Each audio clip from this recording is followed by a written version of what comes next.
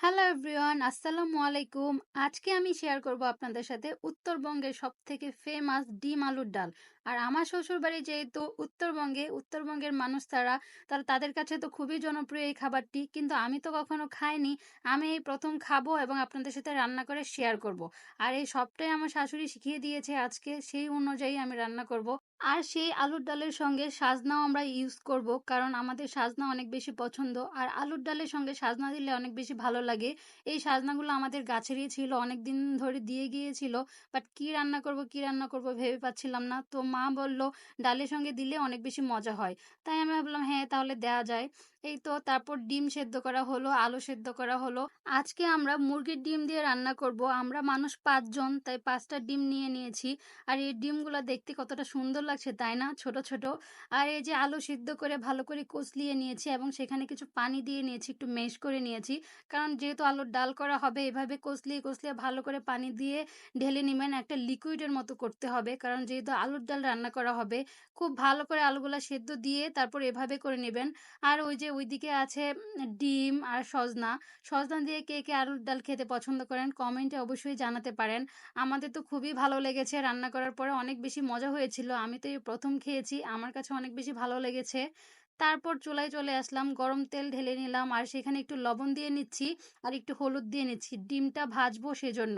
আর এই ডিমের মধ্যে একটু যদি আগেই যদি একটু লবণ দেওয়া হয়, তাহলে ডিমটা ভাজতে গেলে কড়াইয়ের সঙ্গে লেগে যায় না, খুব বেশি ভালো করে হয়। আর অনেক সময় লেগে যায়, তার জন্য এই টেকনিকটা ফলো করি আমরা সব সময়। তো এভাবে ভেজে নিলে একটার গায়ে আরেকটা কখনোই লাগবে না, ডিমগুলো কড়াইয়ের সঙ্গেও লাগবে না। খুব সুন্দর করে ভালো করে ডিমগুলো ভেজে নেওয়া হয়ে গিয়েছে। এই তো আমার তো খুবই ভালো লাগছে, ছোট ছোট ডিমগুলো দেখতে খুব সুন্দর লাগছে তাই না।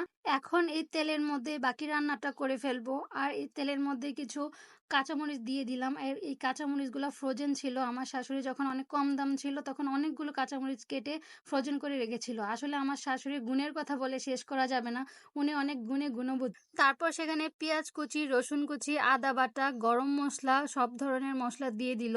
দিয়ে ভালো করে নাড়িয়ে চাড়িয়ে নিব, একটু কালারটা ভালো যেন ব্রাউন কালার হয়ে আসে সেই পর্যন্ত। আর সেখানে কিছু গোটা গোটা জিরা দিয়ে দিলাম, দিয়ে ভালো করে নাড়িয়ে নিব আবারও। কারণ জিরা দিলে যেটা জিরার ফ্লেভারটা অনেক বেশি ভালো আসে। অনেকে জিরার ফ্লেভার পছন্দ করে না, তারা অ্যাভয়েড করতে পারেন, কিন্তু আমাদের খুবই ভালো লাগে, সেই জন্য আমরা দিয়ে নিলাম। এই তো তারপর ভালো করে নাড়িয়ে চাড়িয়ে ব্রাউন কালার হয়ে আসলে সেখানে সেই সাজনাগুলো দিয়ে দিব, সাজনার ডাঁটাগুলো দিয়ে আবার ভালো করে নাড়িয়ে নিব। আর কিছু টমেটো দিয়ে দিলাম, টমেটো দিলে একটু হালকা সুন্দর একটা ফ্লেভার আসে, একটু টক টক ভাব লাগে, ভালোই লাগে সব মিলিয়ে। তো এইভাবে আপনারা সব সময় রান্না করতে পারেন। আর আমাদের আলুর ডাল তো খুবই মজা লেগেছে, যে একবার এভাবে ট্রাই করবে সে সারা জীবন মনে রাখবে, এত বেশি মজা হয়েছিল। আর তারপর কিছু হলুদ পরিমাণ মতো, লবণ দিয়ে দিলাম, যার যার পরিমাণ মতো যে যেমন মশলা খেতে পছন্দ করে সেই অনুপাতে দিয়ে দিলেই হবে। কিন্তু যেই মশলাগুলি দিচ্ছি ওগুলা দিলেই হবে, আর পরিমাণটা আপনাদের অনুযায়ী পরিমাণ অনুযায়ী দিয়ে দিবেন। তারপর আলুটা যে ম্যাশ করে রেখেছিলাম পানি দিয়ে, সেটা দিয়ে দিলাম। দিয়ে ভালো করে আবার নাড়িয়ে চাড়িয়ে নিচ্ছি, খুব ভালো করে নাড়তে হবে।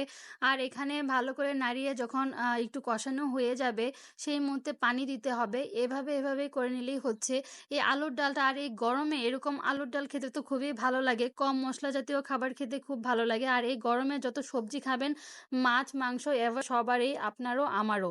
তারপর এই তো নাড়িয়ে চাড়িয়ে ঢাকনা দিয়ে ঢেকে দিলাম, ঢেকে দিয়ে কিছুক্ষণ রান্না করার পরে যখন একটু বলক আসে তখন আবার নাড়িয়ে নিব, নাড়িয়ে চাড়িয়ে ভালো করে একটু নাড়িয়ে নিব যেন কড়াইয়ের সঙ্গে না লেগে যায়।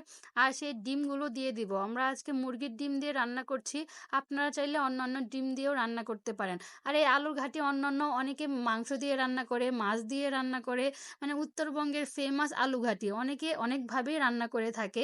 সবার রান্না যে এক হবে তা তো নয়, এক একজন এক একভাবে রান্না করে, বাট ম্যাক্সিমাম টাইমে এভাবেই রান্না করে। তারপরে এই তো সবগুলো দিয়ে দেওয়ার পরে ভালো করে আবার পানি দিয়ে নিচ্ছি, কারণ এটা তো ডাল হবে, একটু লিকুইড বেশিই থাকবে, একটু ঝোল থাকবে, এটাই স্বাভাবিক। আর এখানে সাজনা দিয়েছি।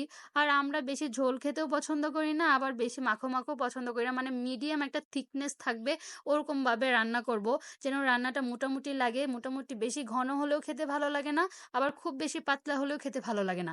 এভাবেই আজকে আমাদের রান্নাটা কমপ্লিট হয়ে গেল। আল্লাহ হাফেজ।